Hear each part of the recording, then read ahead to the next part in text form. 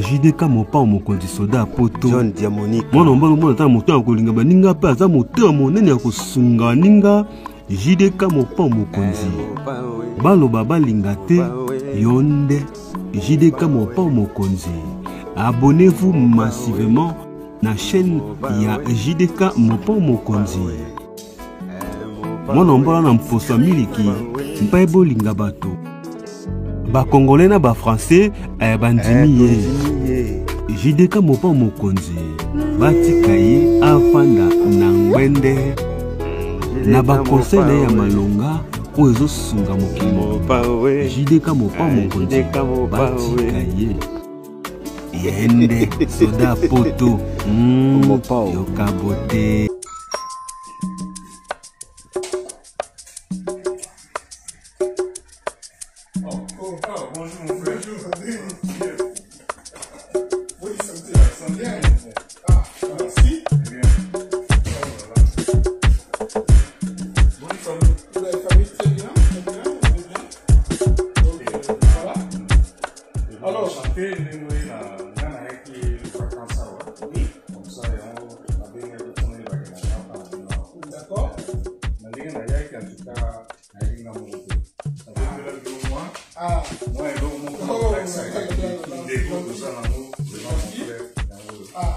Merci beaucoup.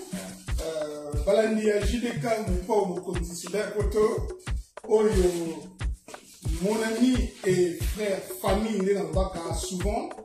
aiko maneno motema ya maman Hortense na kati ya DK na Danemark oyo azali abonné bandeko na ngina confirmer quand même eloko moko ayebinga te ayebanga peti akute na kaka na ba émission ndenge zalaka ndeko yo akomisinga famille na ye ngai pe nakomisa ye famille na nga. Alors ndeko yo abanda kobenga ngai azwa santé ya libota na nga ya ngai et lelo oyo ayaki vacances na kati ya France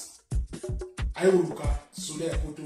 ayebinga cadeau yango oyo mpona kolakisa bolingo oyo tolobaka souvent omoni bino moko casquette ya République démocratique du Congo tolinga bino mingi ya bakongolais omoni moi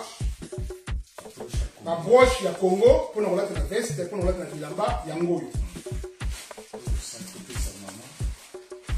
voilà oyo sac cadeau yango oyo apesinga en tout cas bandeko vraiment oto bengaka famille nyonso yango oyo famille ezaka te que il faut tobotana ngana yo maman moko tata moko nde tokoma koloba de mère et de père ndeko yo ngai na fierté na ye puisque ya boye ezala te biso to vivre mabe ba congolais il faut to bango vérité na spiritualité ya ninga mabe et état d'âme ezoboma biso siko ndeko yo nga na ebiete so na babina kende na état d'âme tokutana nga na ete na ozwa cadeau na ete tovivre te donc botika makambo ya état d'âme tozala na bomoko solidarité bolingo ndeko auti mosika ayoluka nga eza plaisir eza esengo yango vraiment nalingaka na partage yango na bino babone na ngai baoyo bozalaka mingi avant okutana na mutu oyamba mutu il faut luka oyeba état d'âme na ye bandeko na ngai il faut changer de mentalité et de comportement donc voilà on a partage na bino et puis awa tozali epai ya papa Ethos Kiapu oyo ayambi biso awa na ville ya Vernon na département de l'Eure 27000 Vernon. Donc bandeko vraiment merci mingi na obolandi obolanda moi eloko ya moke ezakaka olakisa bino bolingo il faut to changer la mentalité na biso na ba comportement na biso par rapport ya spiritualité c'est-à-dire na otelemela manière na biso ya kosambela ekabola biso so na balinga landa kosambela na ozala ndeko na ngai ayi kote na koyamba ete mpona yebi ete mais ba réseaux sociaux na biloko tosala na ba YouTube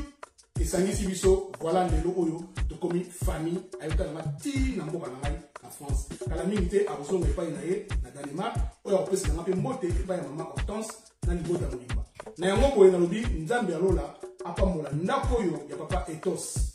qui a coupé la biso na libota na ye. En tout cas vraiment na banzi ba congolais bo la émission oyo mo loko yo e ko pesa pe bino mwa mayele e fongola bino pe mwa misu ke boyamba batu na banda kuna bino e bolongolaka état d'âme bolongolaka spiritualité liboso bolingo loko oza mutuya yangwana. Merci na bino oyo ko partager moi et loko yo ndeko na ngai. En tout cas ayi ko maneno motema ya mama Hortense na Beka na kata Benema nzambe pa mbola yo que soyez les bienvenus parmi nous na katia France. Merci beaucoup.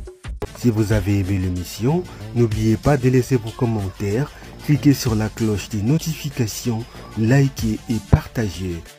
JDK John Diamonika TV, votre chaîne. Papa Soldat ya Poto.